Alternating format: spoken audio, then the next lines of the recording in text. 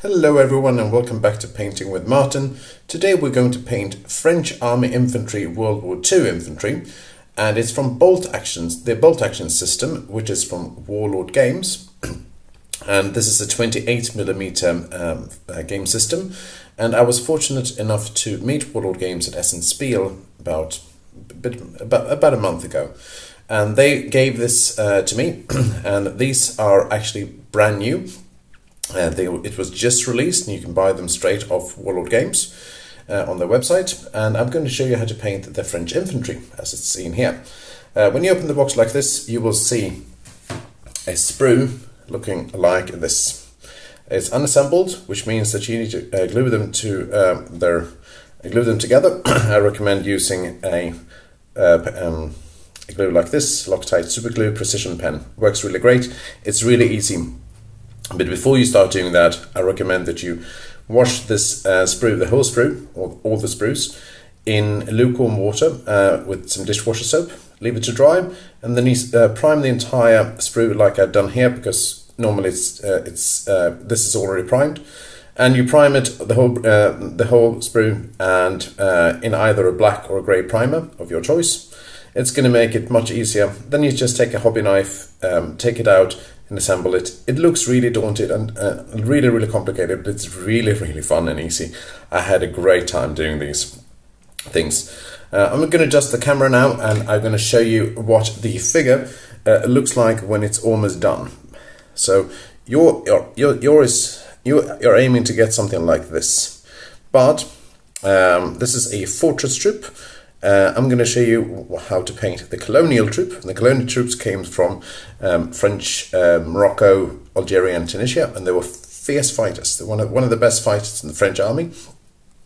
And this is what it looks like when it's all assembled together. And I primed it in black, and I'm going to start painting it immediately. So I'm going to adjust the camera and stay with me. So it's going to be a little bit easy to see. And for this, for the greatcoat, trousers, and most of the uniform details, I'm going to paint it in brown violet from Vallejo. I've diluted it about 50% water because it's quite a thick paint. And this is what I'm going to do. Put it on like this. I'm using a size 2 brush. Try to avoid the belts and the pouches and all that.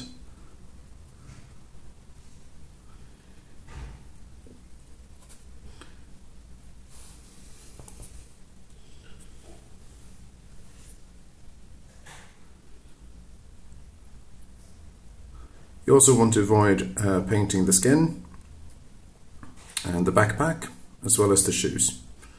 Normally you glue these ones to a piece of the base. I've not chosen to do that yet. You can do that if you want to. It's a 28mm base, and it's really easy to do that with some super glue.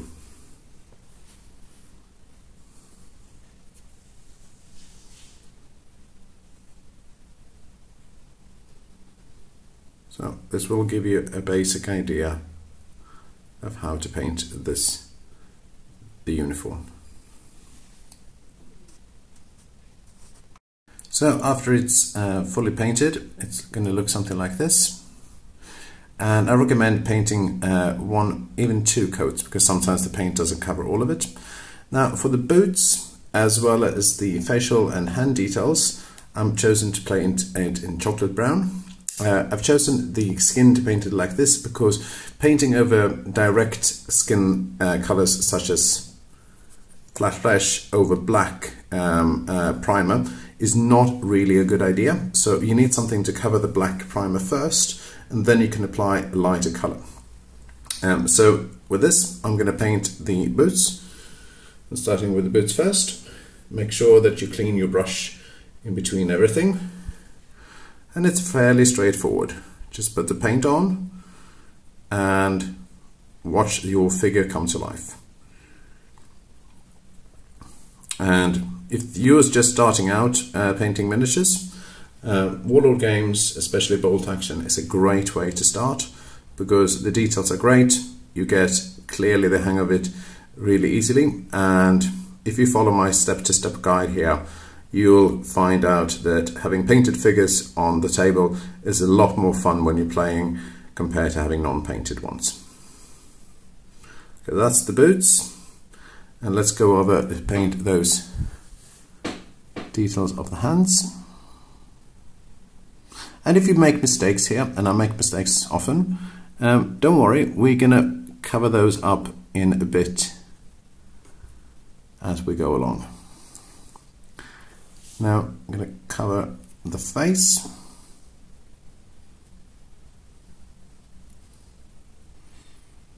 And the reason why we sometimes dilute the paint is that we don't want to obscure the beautiful facial details, which can actually be really, really beautiful and nice and make the figure pop on the battlefield.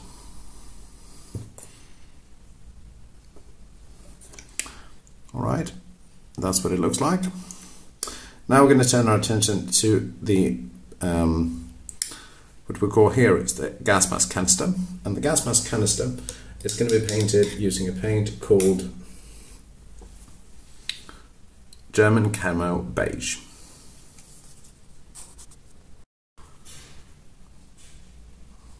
And we paint it in a lighter color because this is what actually the French infantry in real life, they actually painted them in these colors. And you can see that by doing some research. I looked into my research and I painted them this color because I saw in Osprey books, which are great military guides. Osprey books published a book called French Infantry, French World War II Infantry 1939 to 1945. And you can actually see that this color resembles it quite well. It also contrasts off well with the other colors and makes it stand out.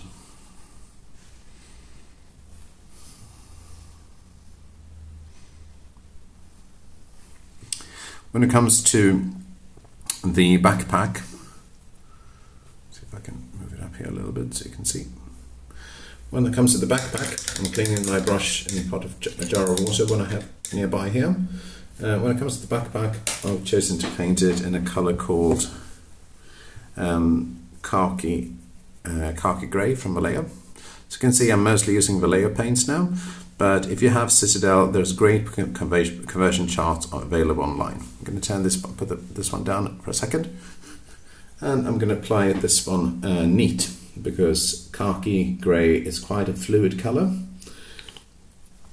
So there's no reason to dilute it. You can dilute it if you want to, but then you're going to have to apply at least 2 paints to cover the backpack.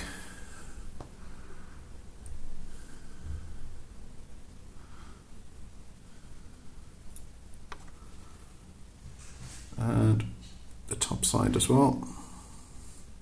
And don't forget the sides and the bottom of the backpack as well.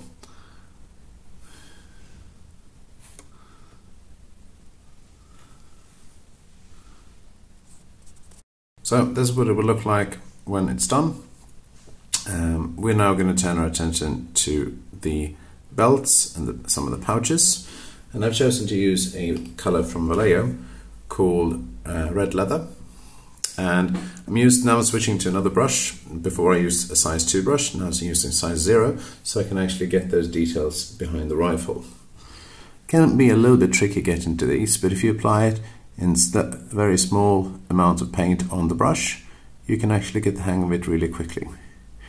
Also, there is a kind of like a strap going over his torso. Please cover this one with some red leather as well. And I'm using the box art quite heavily for this. Some of these straps we're painting in lighter colors, and that's okay if you want to use a lighter color as well, but for this one in particular I'm using the box art to the best of my abilities. There's a strap over here, and also don't forget the strap on the back as well, or the belt, actually, belt.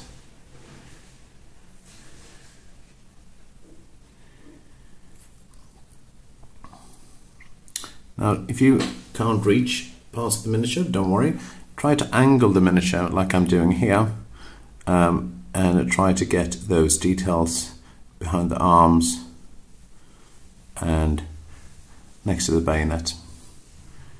Now the bayonet handle, you can also paint red leather.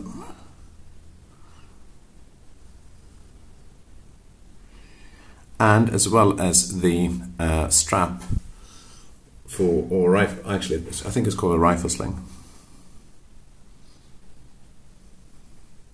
And changing to a smaller brush can sometimes be very beneficial because you have more control, and as you can see here, I'm holding my brush very close to the metal part of the brush to give it extra control.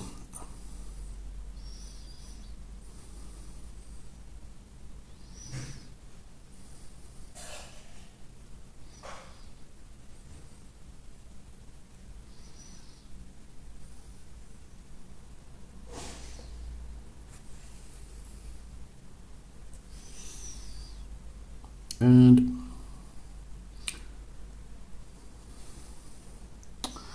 there you go. Now for the rifle stock, as well as the rifle wooden parts, we're going to use a color, and keeping on with a small brush, we're going to use the same, another color called Flat Earth from Vallejo as well, to paint this one. I'm going to turn it down, give it the bottle a good shake, and apply it neat.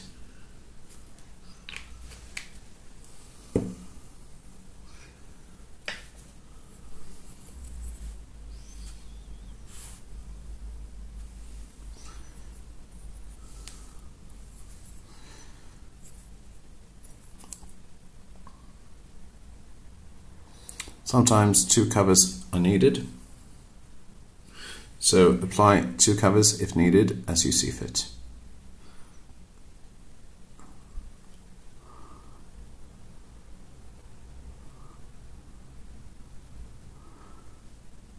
And don't forget the part up here for the rifle as well.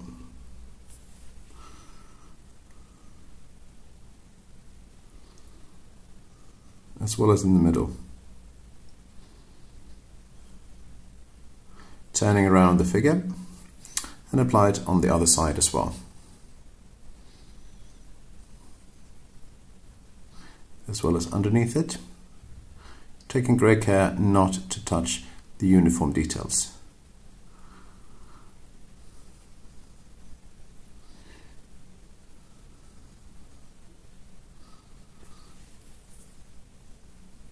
Apply a very small amount of paint on my brush to give myself extra control.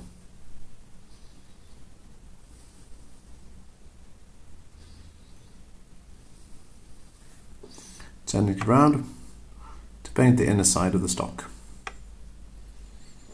Now this rifle is a Lebel model. Let's see what the model was called. I always forget that.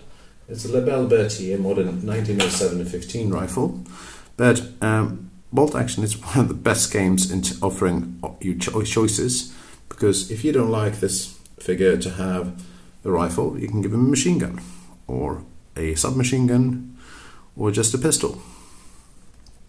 Choice is yours, and that makes this game one of the best customization games I've ever seen, and I've seen quite a few. Now, with this one done, we're going to turn our attention to the headdress, as well as then finally going on to the rifle itself, the rifle barrel, the bayonet, and the canteen here.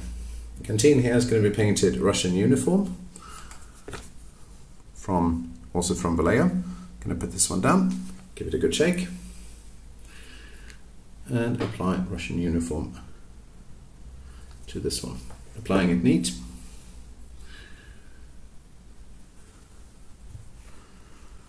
It's a very subtle colour as in terms of the contrasting of the grey coat, but it gives a nice, so it doesn't just completely blend in with the grey coat.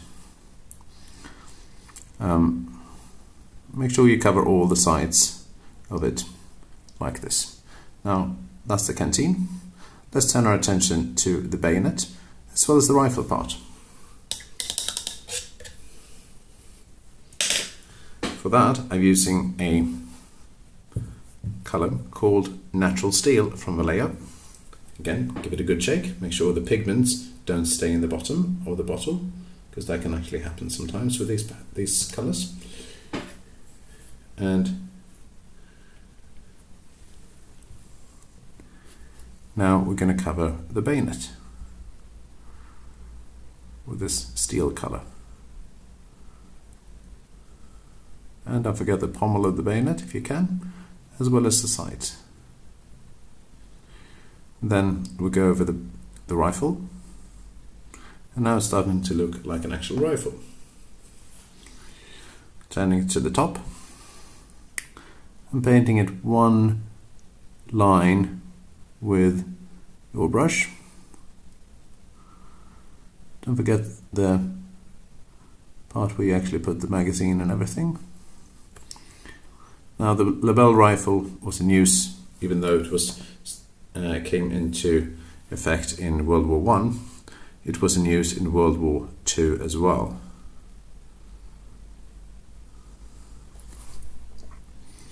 And you can paint the inner sides here of this one as well if you like.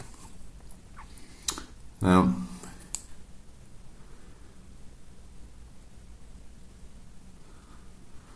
looking something like this. Now let's turn our attention to the headdress. For the headdress I'm using Vallejo Khaki. Some of these headdresses were painted entirely red, and if you want to give the spice in this figure up and paint it red, feel free to do so.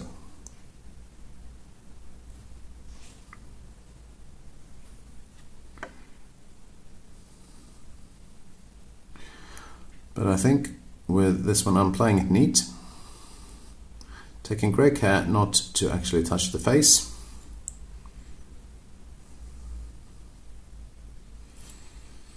And the hair.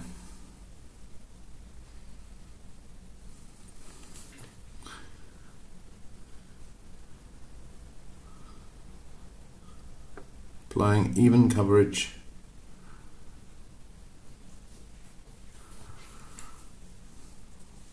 Details we'll put in flat flesh over the skin. We'll start with the fingers and the hands, and applying only a small amount of paint on the brush, as to not obscure any details here.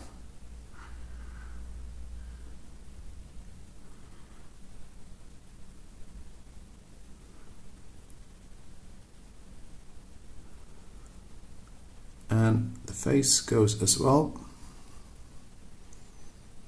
You will see that you will paint out over most of the facial details here with this one, and don't worry, there is a reason for this, because with the wash we're going to apply this one after the wash. We always apply the base paint first.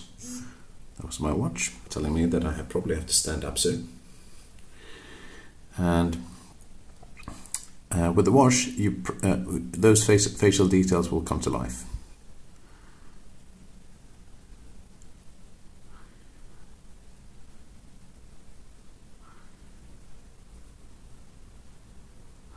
But the key here is not to cover the whole face with lots of paint, but to actually leave some of the paint,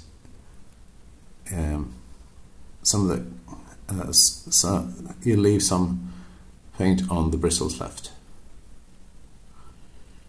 Okay.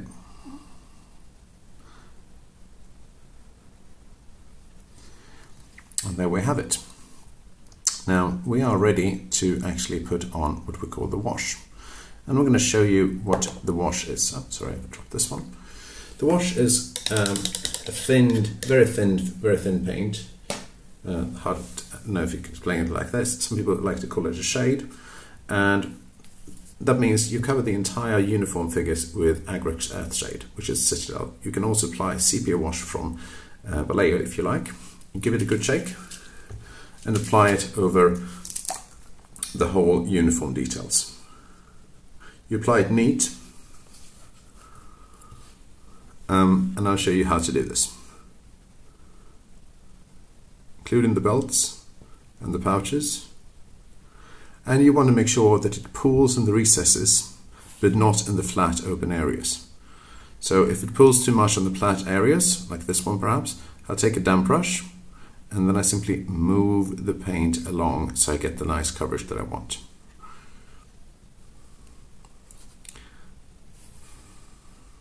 Using the boots as well, the rifle sling, the rifle stock, putting it down to apply some more wash.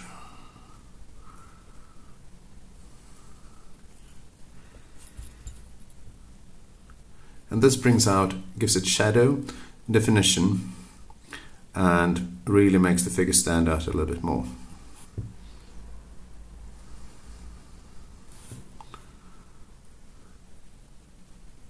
As well as for the headdress.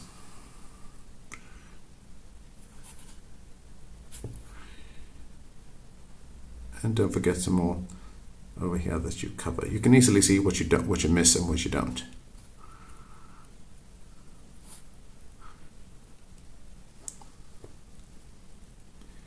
Now, for the rifle part, the metal parts and the bayonet, I'm going to apply a different wash, and it's called Nuln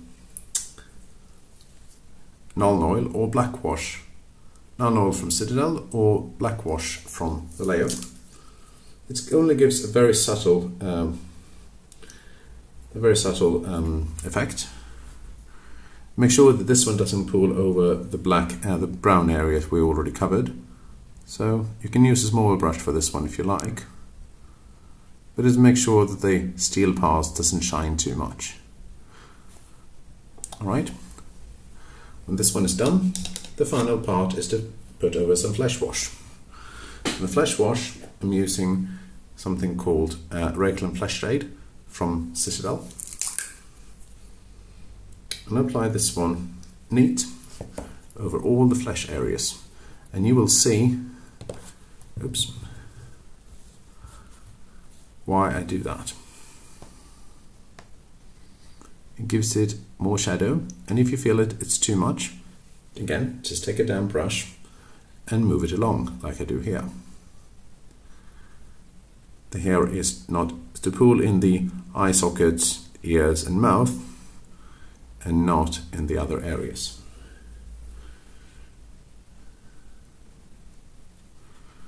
Looking like this now. Okay.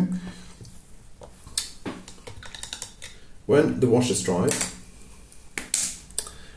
it's time to actually apply some highlights and finishing touches. Make sure that you close all the jars so it doesn't spill over your board. Now we're going to leave this one aside, and we're going to turn our attention to what we actually showed the miniature here with in the very beginning, which is the fortress troop. This one is now fully dried and it's ready to apply some highlights. What you do then is you apply the highlights with the base colors. You can mix in a little bit of ivory if you want it lighter, but if you want a weathered, dirty look, you can actually just apply the base colors, and it's good enough to actually put on for the tabletop.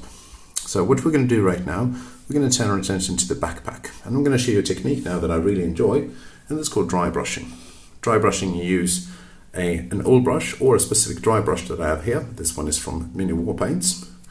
And you take the grey khaki and you wipe off most of the colours of the brush on a piece of kitchen towel, and then you apply it over the rest of the miniature, over the car, in a stickling motion like this. And it takes out the edges and make sure that it still keeps some of the shadows as well. It's a really nice and easy technique you can use on the grey coat as well, but with brown violet. So with this one, now this one is almost done. Very nice and easy. Now when it comes to the grey coat, I'm going to show you the slow approach which is very simple, to apply the base coat again, which is brown violet. And this one means that I applied only on, not on the crevices and not in the, only on the flat areas. So I apply it over here, make sure that there are still some shadows underneath. And it still looks, and then it looks much better. In this figure, it's also much easier to show because it doesn't really have many hidden parts. So here, over the pants, I don't touch the crevices, only the raised areas.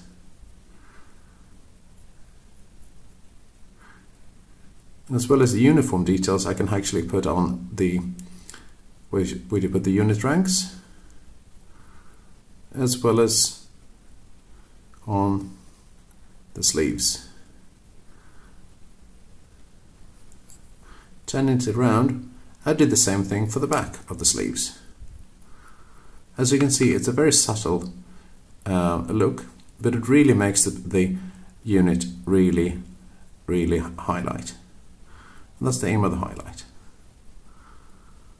Okay, it doesn't have to be more complicated than that. If you're happy with that, then great. If you want even more highlight, add a little bit of ivory, Vallejo's ivory, to the brown violet mix and do it again after it has dried. Now we're going to turn our attention to the boots, doing the same thing. Again, apply a mix of, not mix, but apply chocolate brown.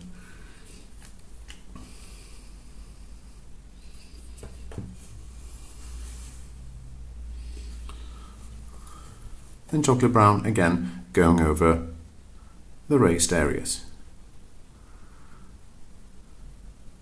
or where you feel the wash has pooled. There you go, and that's it. Doesn't have to be more complicated than that. Highlight is also one of the more fun stages of the painting because you can easily see what you've done and what you haven't done.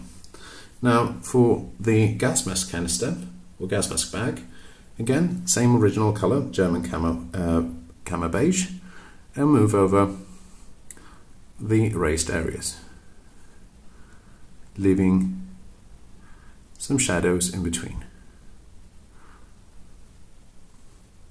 Something like this. Now, moving over to the rifle, same thing there, flat earth. You can also use mahogany brown for this one if you like.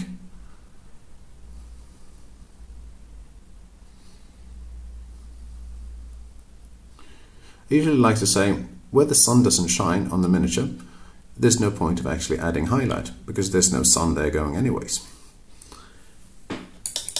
And same thing for red leather, for the belt pouches and the rifle sling. Only usually a small hit, and then over here just hitting the pouches where you really feel that you want the attention to go.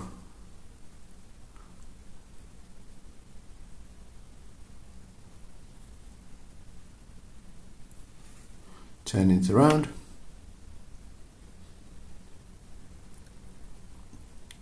Something like this. Now you can see this is where the figure looks. It looks quite okay.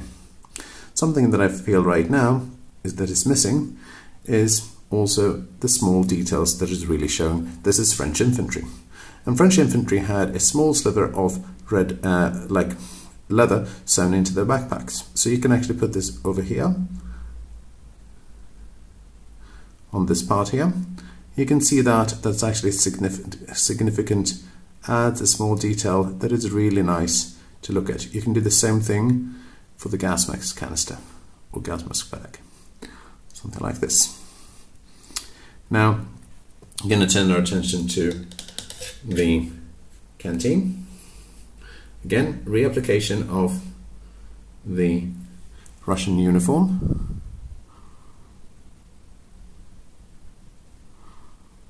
Leaving some shadows, especially in the bottom. And you can do the same thing here for the hat or beret here. And if you want, you can add a little bit of ivory to make sure that it, perhaps the top here, is actually showing. So see here it's actually some crevices. So I want to make sure that that actually shows when you're looking at the figure. If you want it to look really worn and weathered, you can leave it in a kind of like state as it is, only painting over small details. As you can see, I'm doing over here, where at the top things there are some crevices actually showing. Now we're going to turn our attention to one of the final details before we are done with this miniature, and we're actually going to put in some metal parts, making sure the rifle is covered, as well as the belt buckle here, and as well as the buckle over here on this uniform and this belt. Now, before we are actually finishing, if you feel that you're happy with the face, then you can leave it as it is. You can also paint eye sockets, like eye white, using a little bit of white, and then a small pupil with black. Sometimes that is really good and makes it stand out. I'm really bad at that, so I'm actually going to leave it to you if you want to. There are some really good YouTube videos out there showing you how to do that. But I'm going to give you some small tips of how to paint the highlights on the face, using the same flat flesh from Vallejo, only painting some of the fingers here to make sure that those areas are showing. Painting the nose because it's a raised area, painting the ears, painting the cheekbones, as well as the cheeks with a small area, very small little amount of paint, just to make sure that it actually shows. And now it actually looks like, oh, maybe he has a moustache, maybe he doesn't, maybe it's his mouth. And don't forget the other part here where you can see his hands. Now the only thing left here is actually to glue this figure to a base, paint the base brown, and then seal the whole miniature with some matte varnish, which I have over here. Matte varnish seals the miniature, make sure that you can handle the miniature over and over again, which you are going to do on the battlefield. Bolt action is a very easy game to play. Sorry about that. It's a very easy game to play.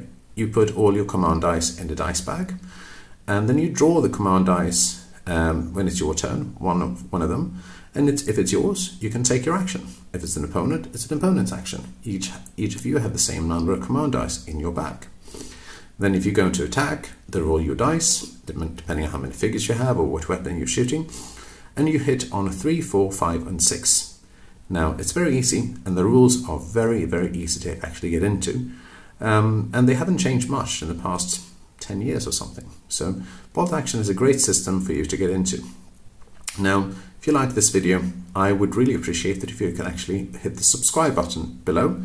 Also, for this video, all the paints that I've used can be found in the description box, as well as a link to Warlord Games, where you can find these French infantry, where you can buy the starter box, as well as some tanks and other miniatures to actually get you going. So with that said, I'm going to show you a little bit of the other figures that I painted from this set. And now you have a very weathered rifleman sticks on the base. Now this is what the base looks like, unpainted.